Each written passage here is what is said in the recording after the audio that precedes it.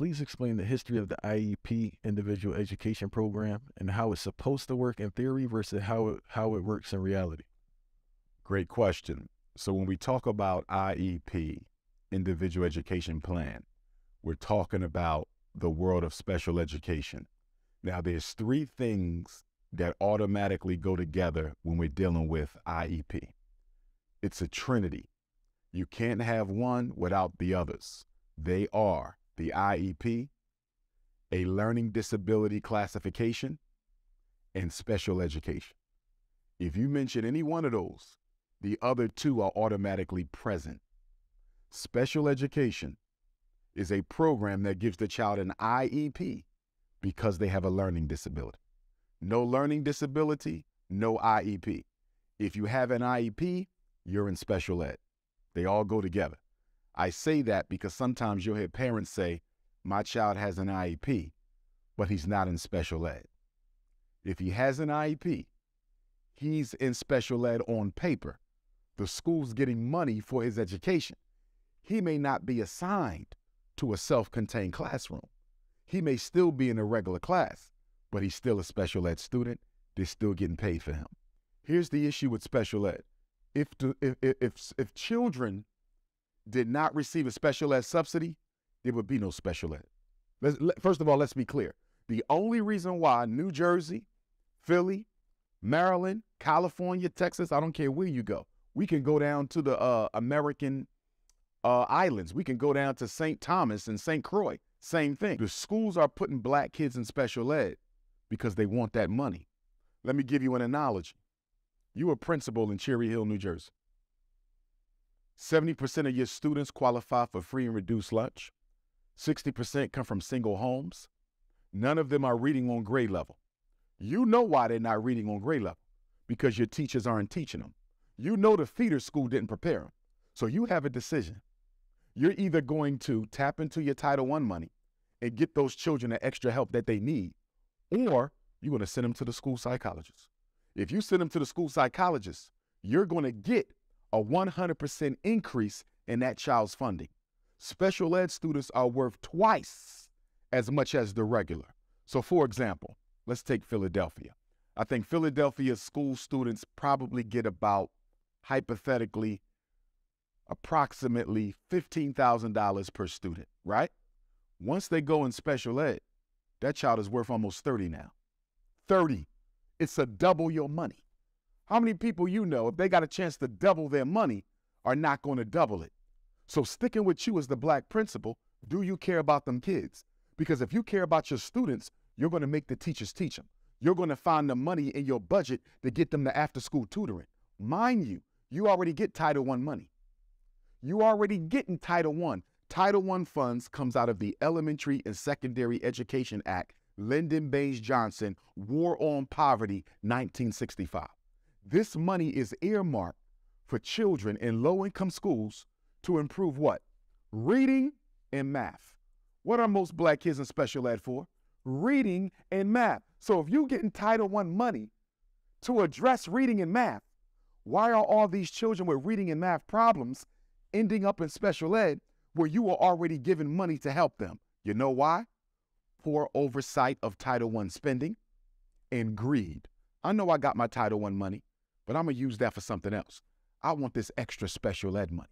It's about greed, and it is about neglect of black children. And here's the big thing. Our parents, brother.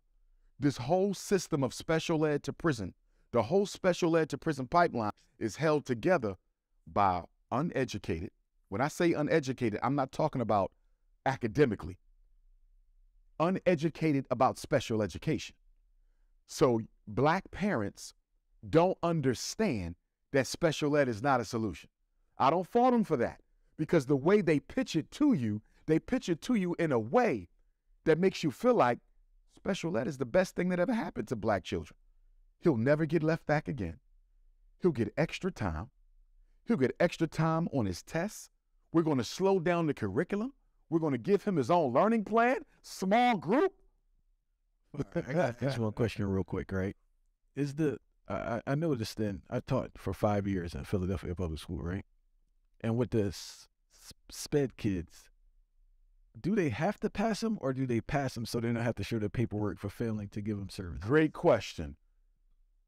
Are schools required to promote special education students? The issue is this. The IEP team determines what the child is going to learn while they're in special ed. So who technically decides if that child gets retained or promoted? The IEP team. Who's on the IEP team?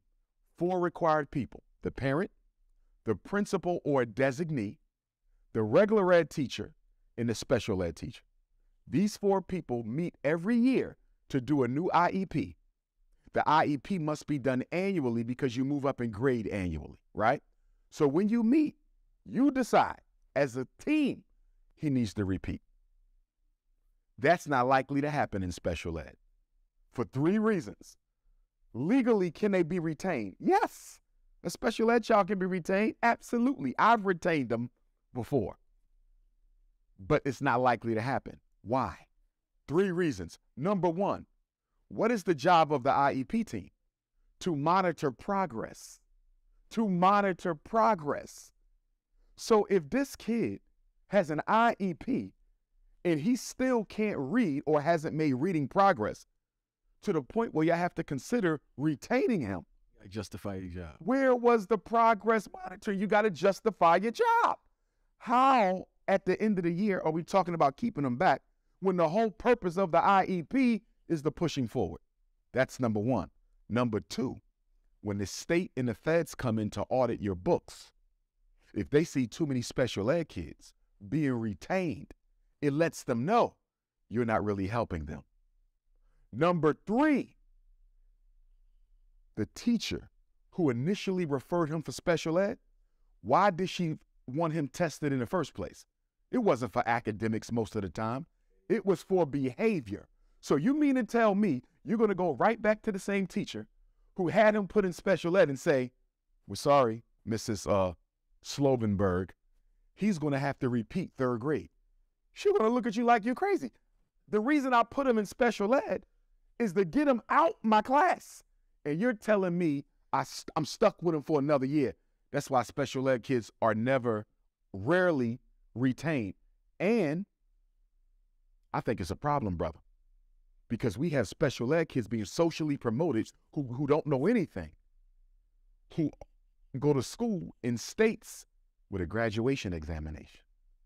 If you live in a state that has a graduation exam and you've been socially promoted all through special ed, when you get to 12th grade, you got to take that test.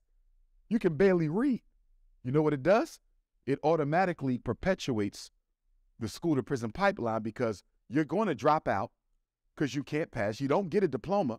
What is life going to be for that special ed kid who was socially promoted from 1st grade when he first got his IEP till 12th grade when he failed the graduation test? He don't have a diploma. He's on the street. Drugs, guns, the military not even going to take him if he can't get a GED. And a lot of these brothers we see on the corner selling dope, they were the special ed children who were not academically prepared for life, and they ended up on the street because they had nowhere else to go after they failed the graduation test. And you made a great point. And one more thing I want to add, that they're spiritually demoralized. They don't feel they can accomplish anything. Because don't get it twisted. The kids sit there and know they haven't done anything. Yes, sir. Yes, sir. Year after year. Yes, sir. And they know that they're allowed to exist in an atmosphere of mediocrity. They know they don't have to perform. They know that they don't have to achieve. And the biggest side effect of special ed, and this is why I always tell parents, I tell teachers, never tell your child that they have this disability. Before you tell him he has ADHD, before you tell him he's reading disabled, before you tell her she's intellectually disabled, she thinks she can make it. Do you feel me? They do not see no difference between themselves and the next student. But the minute you tell them you're reading disabled, you emotionally disturbed, you just created a glass ceiling. It's a self-perpetuating prophecy that the child is now going to live up to. I was told I got a reading disability. I don't have to try.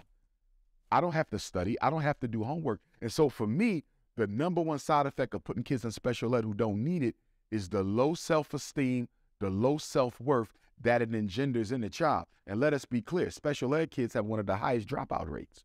Well, what do you expect? Nobody believes in me, not the teacher. And then once the other students in the school find out that that's the special ed class, it's over, because they're going to pick on me forever, to the point where I don't even want to show up to school because everybody know I'm special. The whole system is trifling.